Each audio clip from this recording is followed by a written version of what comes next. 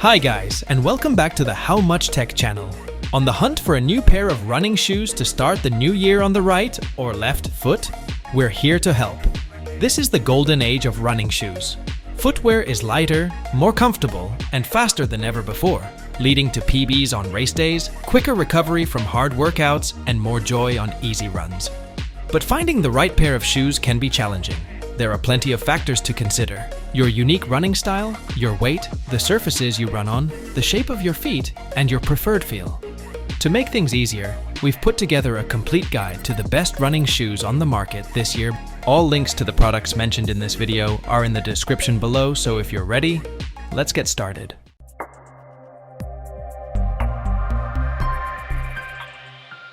Number 5. Hoka Rocket X2. Hoka's carbon-plated contributions to the running world have thus far failed to set hearts aflutter. But that changes with the Hoka Rocket X2, complete with a carbon fiber plate, sandwiched between two layers of super responsive foam and an internal midfoot cage for a lockdown fit.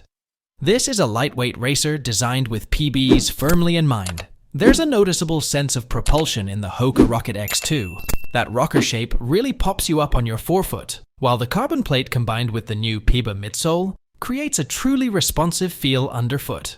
The significant stack height of 36mm in the heel and 31mm in the forefoot might ordinarily result in a bit of lateral instability, but this is offset by the relatively wide footbed. Weight savings have been made through a barely there upper. Although the paper-thin heel counter may prove divisive, the shoe's internal midfoot cage certainly locks the foot nicely in place. With the Rocket X2, Hoka's carbon-plated credentials finally have liftoff. Number 4. On Cloudboom Echo 3. The hotly anticipated third iteration of On Super Shoe, in fact, arguably its first true super shoe, has proved something of a Marmite design. And whether you love or hate it will depend largely on how you feel about firmness in a shoe. With On's signature CloudTech technology, a full-length carbon speedboard, and new Helion HP Hyperfoam, it's undeniably a very good-looking shoe. The upper consists of a single woven structure with On's classic minimalist styling. This is a shoe that is definitely meant solely for race day, and at race pace, the more you put in, the greater the energy return and sense of propulsion you get out. The firmness means that at easy paces, though, you simply don't feel the benefits of the carbon plate. The fit is true to size, though perhaps a touch on the narrow size in the toe box area. They feel very comfortable from the get-go, with a nice bit of padding on the tongue and in the heel. Number 3. Altra Torin 7. Now in its 7th iteration, the Torin has won fans for its plush cushioning and fit, though not all of the updates have been so well received. But the Torin 7 looks set to be a hit, with a touch more midsole and a redesigned heel collar for a securely locked-in fit. The tongue has also been updated, with a plush feel which feels soft yet breathable on longer efforts. Like all Altra shoes, the fit is generous yet also secure. There's toe room but not so much space that the foot isn't held securely in place. And also, like all Altra shoes, except the new FWD Experience, it is zero drop. Those who are curious yet wary of the zero drop shoe might want to give this a try, because the super comfortable fit, energic ride, and a good wedge of cushioning result in a shoe that doesn't feel zero drop at all. Indeed, it's a really versatile shoe, a great daily trainer with a good energy return that actually responds really well when you pick up the pace. Number 2. Asics Magic Speed 3. Carbon-plated training shoes may no longer be a novelty, but given they tend to come with maximal cushioning, the Magic Speed 3 feels like one nonetheless.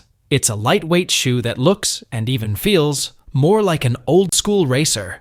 The shoe marries the FF Blast Plus midsole used in Asics Everyday Nova Blast 3 with the upper of the Meta Speed Super Shoe. Does the marriage work? It certainly does. The carbon plate and midsole combo are certainly on the stiffer side, but there's still a lot of energy return and a lovely, snappy feel to the toe-off. While it's not labeled as a super shoe, it has many of the elements you'd associate with one. It feels a touch stiff and aggressive for easy runs, but thrives when you pick up the pace. This is a close-fitting shoe. There's plenty of room in the toe box, but it's designed to fit your foot snugly, and there's not a lot in the way of padding. Number 1. Nike Invincible 3. Nike's Super Cushion Trainer returns with a facelift and all the bouncy goodness we've come to love. The third iteration boasts thicker stacks of ZOOMX foam, the midsole material used in the Vaporfly and Alphafly racing shoes, than you'll find anywhere else. The foam is lighter, softer, and more responsive than other compounds, returning about 70% of energy with each foot strike. The previously thick Flyknit upper has been replaced with a sleek version that breathes far better. Plus, all the bulky pillowing that lined the collar of the first two versions has gone.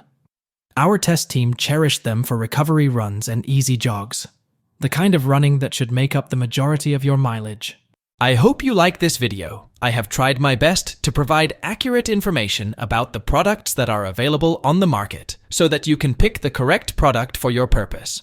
If you have any questions or suggestions, please comment down below. Also, don't forget to subscribe to my channel. Thanks for watching.